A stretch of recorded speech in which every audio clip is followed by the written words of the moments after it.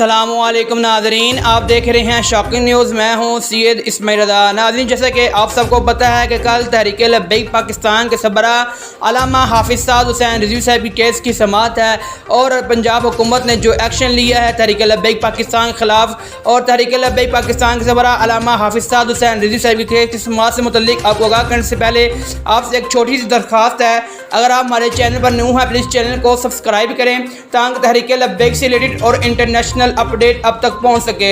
ناظرین، اگر آپ کو ہماری ویڈیو اچھی لگی ہے ویڈیو کو لائک کرے گا اور اپنا اظہار کمنٹ سیکشن میں لازمی کریے گا۔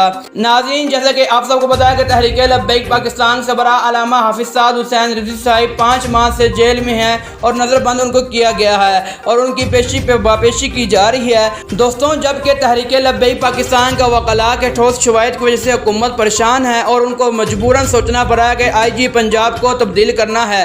جیسے کہ ناظرین آپ سب کو پتہ ہے کل تحریک لبیک پاکستان کے سربراہ کی بہت ہی موسٹ امپورٹنٹ کیس کی سماعت ہے، اور جو ہے آئی جی پنجاب اور S H O D S P اور وزیر داخلہ کے سیکرٹری موجود ہوں گے۔ حکومت نے ایکشن لیا ہے کہ آئی جی پنجاب کو تبدیل کیا جائے، اور جس وجہ سے تحریک لبیک پاکستان کے کل سربراہ علامہ حافظ سعد حسین رضوی صاحب کی کیس جو کل سماعت تھا اس میں کچھ نہ کچھ گڑبڑ بھی ہو سکتی ہے۔ ناظرین، حکومت کی اس دوگلا پن کا اپنا اظہار کمنٹ سیکشن میں کریے گا۔ اگر آپ کو ہماری ویڈیو اچھی لگی ہے ویڈیو کو لائک کرے گا، اس چینل کو سبسکرائب کرے گا، اپنا خیال رکھیے گا۔ ملتا ہوں نئے ویڈیو کے ساتھ، تب تک کے لیے اللہ حافظ۔